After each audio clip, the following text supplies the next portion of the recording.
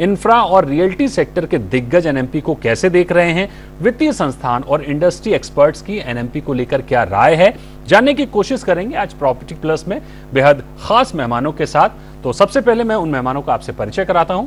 हमारे साथ जुड़े हैं निरंजन हीरानंदानी, नेशनल प्रेसिडेंट नरेटको। तो निरंजन सर, सबसे पहले सवाल मेरा आपसे होगा, आप एसोचैम के साथ जुड़े हैं, नरेटको के साथ जुड़े हुए हैं और भी तमाम औद्योगिक संगठन में आपका दखल रहता है। सरकार के इस फ्लैगशिप प्रोजेक्ट एनएमपी को लेकर आपकी क्या प्रतिक्रिया है? हम तो बहुत खुश हैं कि उन्होंने एक मोनेटाइजेशन मैप ऐलान किया है। मेरे अंदाज से 6 लाख करोड़ कोई प्रॉब्लम नहीं है, हम उचित है, समझ सकते हैं और ये कर भी सकते हैं। लेकिन हमारे जो ट्रैक रिकॉर्ड रहा है वो काफी धीरे से हो रहा है, और आज की तारीख में हम देखा जाए तो मेरे अंदाज से जो वो आंकड़े दिए हैं वो कदाचित कुछ क्षेत्र में अंडर एस्टिमेट भी है। तो 6 लाख करोड़ से भी हम ज्यादा कर सकते हैं, लेकिन जो इम्प्लीमेंटेशन रहा है, जहां एकदम क्लियर कट गाइडलाइंस करने की आवश्यकता है, वो पास्ट में नहीं हुआ है और फ्यूचर में करने की जरूरत है। ये क्लियर कट हो जाए तो मेरे अंदाज से आज की तारीख में विश्व में इतने पैसे हैं जैसे स्टॉक मार्केट में आप देख रहे हैं, मेरे अंदाज से वो इस क्षेत्र में जरूर आ सकते हैं और जल्दी आ सकते हैं। तो जितना जल्दी ये बात इम्प्लीमेंटेशन मोड में लेके आए वो हो जाएगा। एक दाखला मैं दे सकता हूं कि उन्होंने टारगेट्स में 6 लाख करोड़ में से 1,60,000 करोड़ रोड्स के क्षेत्र में किया है। मेरे अंदाज से ये तो बहुत इजीली पूरा हो सकता है। आज की तारीख में गडकरी साहब 35 किलोमीटर रोड पर डे बनाते हैं, तो मेरे अंदाज से आप देखेंगे ये 5 साल के आंकड़े देखेंगे तो मेरे अंदाज से 2 लाख करोड़ तक भी जा सकते हैं। तो लेकिन इसमें कोई प्रॉब्लम नहीं है। और दूसरे देखें अर्बन रियल एस्टेट में वो बता रहे हैं 15,000 को, मेरे अंदाज से एक पीएसयू में लगभग 3, 4, 5,000 करोड़ की संपत्ति अर्बन रियल एस्टेट में है। रेलवेज में आप जो अर्बन रियल एस्टेट अलग करते हैं तो मेरे अंदाज से वो भी 1 लाख करोड़ रुपया हो सकता है।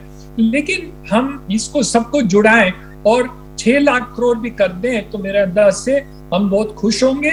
निरंजन सर, एनएमपी में अर्बन रियल एस्टेट के जरिए 15,000 करोड़ की इनकम का अनुमान लगाया गया है। दिल्ली में जीपीआरए के जरिए रीडेवलपमेंट की योजना है, यानी एक बात साफ है कि तकरीबन सभी बड़े शहरों में रीडेवलपमेंट का स्कोप सबसे ज्यादा है। क्या दिल्ली में इसे मॉडल के तौर पर लिया गया है? आगे ब्रॉडर सेंस में हम सभी बड़े मेट्रो शहरों में इसी तर्ज पर रीडेवलपमेंट प्लान होता हुआ देखेंगे? मेरे अंदाज से asset monetisation urban real estate में शायद सरकार हिचकिचाई रही है। उसका कारण ये है कि उनकी स्टेटमेंट आप देखें तो उन्होंने कहा है कि हम जमीन बेचना नहीं चाहते या एसेट बेचना नहीं चाहते, हम उनको एक टर्म के लिए देना चाहते हैं। और जब आप जमीन को देते हैं तो जमीन ऑब्वियसली उनको सेल करना पड़ता है। तो मेरे अंदाज से इसके कारण उन्होंने इस प्लान के अंदर शायद हिचकिचाए हैं या हेजिटेट किए हैं, और उसमें शायद उनका सोच जरा कंजर्वेटिव रहा है। लेकिन over a period of time देखा जाए तो मेरे अंदाज से ये अर्बन रियल एस्टेट सिर्फ 1 लाख करोड़ तक हो सकता है और होना भी चाहिए।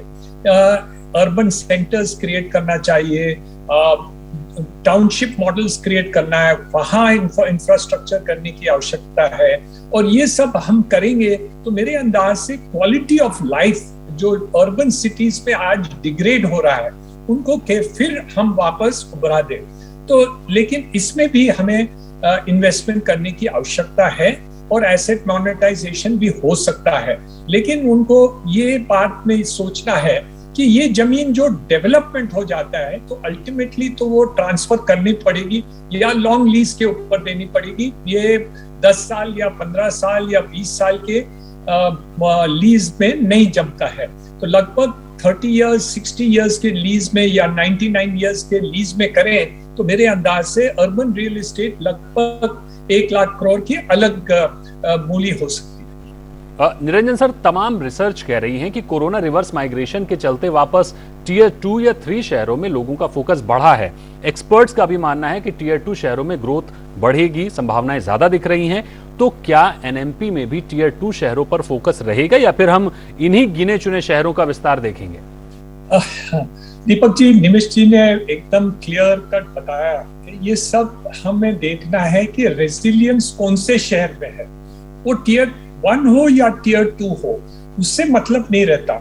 जो शहरों में इंफ्रास्ट्रक्चर बेहतर होगा, जहां क्वालिटी ऑफ लाइफ रहेगा, जहां गवर्नेंस सही रहेगा, जहां ऑपोजिशन टू डेवलपमेंट कम होगा, वहां डेवलपमेंट ज्यादा हो सकता है। वो वहां टीयर 1, टीयर 2, टीयर 3 की बात नहीं होगी, क्योंकि आज की तारीख में एयरपोर्ट्स के कारण, कनेक्टिविटी के कारण, वाटर ट्रांसपोर्ट के कारण ये सब जुड़े हुए हैं। इसलिए हमें ये देखना है कि कहाँ हो। हम देखें कि छोटे शहर में जहाँ क्लीनलीनेस इंप्रूव हो रहा है, सूरत का दाखला दे रहे हैं, और जैसे छोटे शहर में है वहां भी हम इंफ्रास्ट्रक्चर कर दें तो मेरे अंदाज से टीयर 1 और टीयर 2 में कोई फर्क नहीं होगा। लेकिन आप इंफ्रास्ट्रक्चर या रेजिलियंस नहीं करें या इन्वेस्टमेंट की अपॉर्चुनिटी जो अमित जी ने बताया वो स्पष्ट तरीके से हम नहीं करें तो मेरे अंदाज से वहां इन्वेस्टमेंट नहीं खींचा जाए, ये बात रहती है।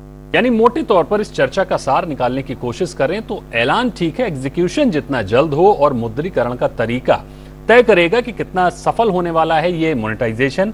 अर्बन रियल एस्टेट का हिस्सा काफी कम है, जाहिर है लैंड को लेकर राज्यों का भी बड़ा रोल रहता है, इसलिए अर्बन रियल एस्टेट में सरकार की हिचकिचाहट दिख रही है। आगे हमें दूसरे शहरों में एनएमपी के जरिए अर्बन डेवलपमेंट का दायरा बढ़ता हुआ दिख सकता है। एनएमपी प्रयास शानदार है, लेकिन अमित जी का मानना है कि सरकार को पार्टनर के रोल में आना होगा तो प्रगति का स्तर थोड़ा अलग होगा। सबसे अहम बात कि सुविधाएं बढ़ेंगी तो खर्चा तो देना ही पड़ेगा, यानी आम आदमी को अपनी जेब थोड़ी और मजबूत कर लेनी चाहिए अगर बेहतर डेवलपमेंट चाहिए तो। निरंजन सर, निमिष सर और अमित जी, आपका बहुत बहुत शुक्रिया हमारे साथ जुड़ने के लिए और अपना कीमती समय देने के लिए। तो आज प्रॉपर्टी प्लस में फिलहाल इतना ही। अगले शो में फिर हाजिर होंगे किसी और विषय के साथ। बाकी देश और दुनिया की अहम खबरों के लिए बने रहिए जी बिजनेस पर। नमस्कार।